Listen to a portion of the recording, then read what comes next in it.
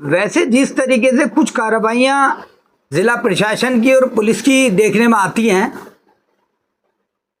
उनको देखकर बड़ा अचंभा सा होता है कि आखिरकार किसी ऐसे व्यक्ति पर जो करीब 50,000 लोगों का प्रतिनिधित्व करता है,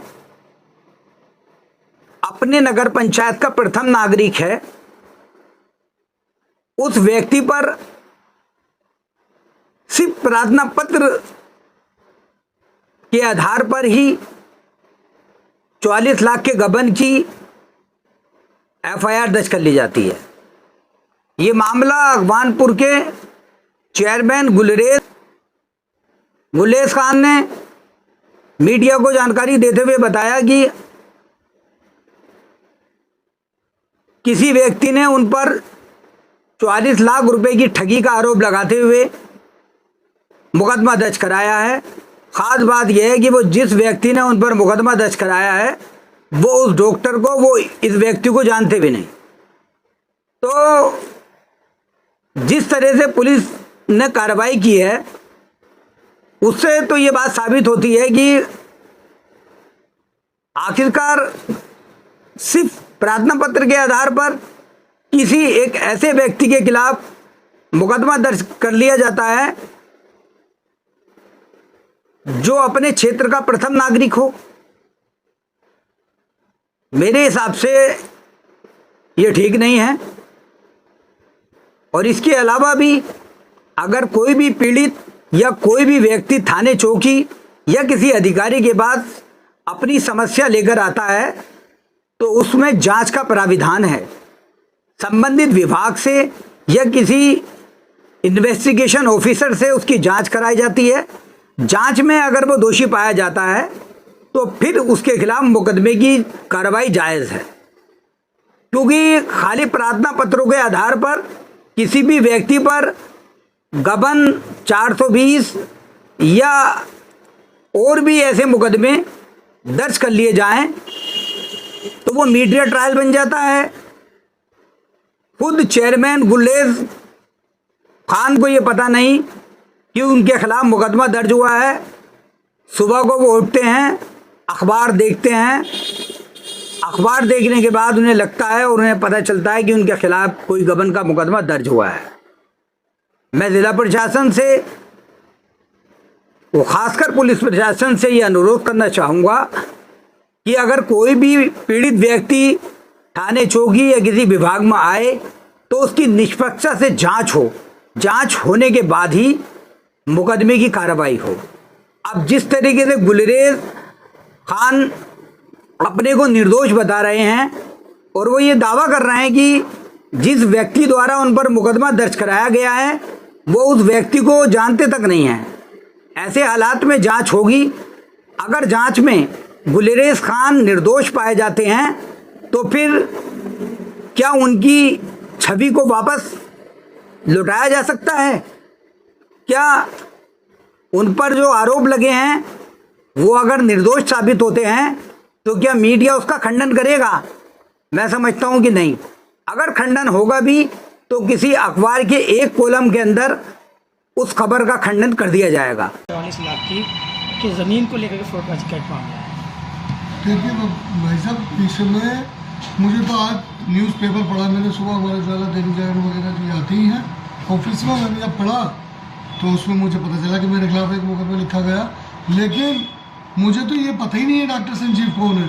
आज तक मैंने उन्हें देखा ही नहीं कौन डॉक्टर संजीव है। ना मेरे कभी फ़ोन पे बात हुई, कभी आमने सामने बात हुई, नहीं मुझे पता, ना मैं मिला कभी उनसे, ना वो मिले मुझसे। मुझे तो हैरत है, मैं तो इस चीज़ से बहुत ज़्यादा मानसिक रूप से एक तरीके से आहत हो गया कि भाई ये अचानक मुकदमा कैसे हो गया। अच्छा, ऐसे बिना किसी जांच के, बिना किसी बात के, अगर अगवानपुर का चेयरमैन होंगे, नगर पंचायत अध्यक्ष होने के नाते कोई अगवानपुर का व्यक्ति क्राइम कर रहे या कोई ठगी कर रहे या कोई कुछ भी कर रहे, उससे हमें जोड़ने का क्या मतलब है? तो या तो मेरी जान पहचान हो, डॉक्टर साहब से कभी मिला हो, कभी लेन देन हुआ हो, मैं तो जानता ही नहीं कौन डॉक्टर है, नहीं मुझे पता कहाँ के रहने वाले हैं, कौन डॉक्टर है, कभी नहीं मिला। ये गलत है, बिल्कुल गलत करा है उन्होंने। ऐसा करा है कि एक सम्मान को ठेस पहुँचाई है, एक मेरी छवि को धूमिल करा है।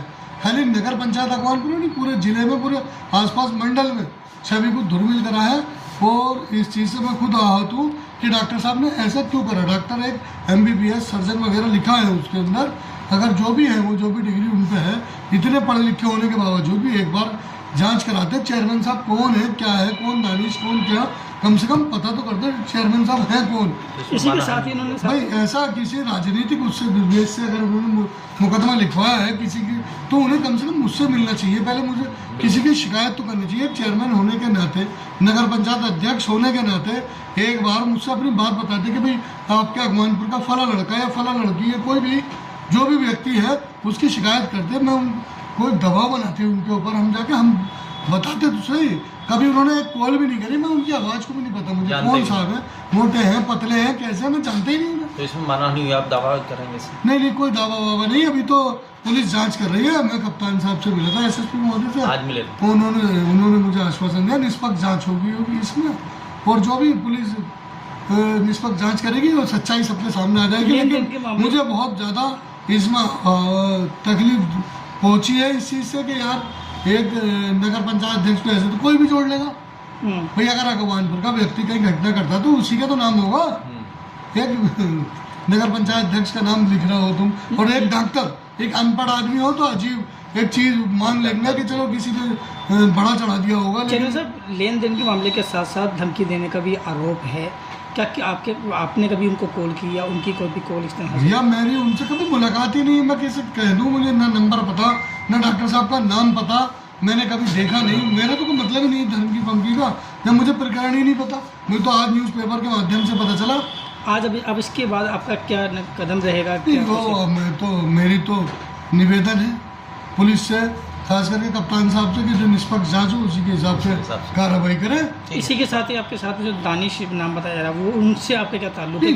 भगवानपुर का लड़का, अगर कोई पूरी बस्ती रिश्तेदार बताती है, भाई एक चेयरमैन हो, कोई विधायक हो, कोई जनप्रतिनिधि हो, उसे अपना रिश्तेदार बताते हैं, कम से कम डॉक्टर साहब जांच तो करा लेते कौन है, क्या है, कैसे हैं, चेयरमैन साहब के कौन है, नगर पंचायत अध्यक्ष कौन है।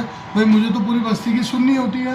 आप आते, मेरे पास आते, मुझे फ़ोन करते, कहीं बुलाते, मुझे तो उनकी पंचायत का नहीं पता, किसी पंचायत कहीं हुई है, उनके लेन देन का कुछ नहीं, कहीं इन्वॉल्वमेंट होता हमारा तो चलो पूरा अधिकार है उन्हें हमारे खिलाफ कार्रवाई करने का, लेकिन जब पता ही नहीं मुझे कुछ भी, तो उन्हें ऐसा नहीं करना चाहिए था। मेरी तो मुलाकात भी नहीं है उनसे कभी, ना मैंने उन्हें कभी देखा, ना कभी सुना, ना बातचीत हुई, ना वो कभी बता सकते उनसे आप statement. Okay sir, thank you.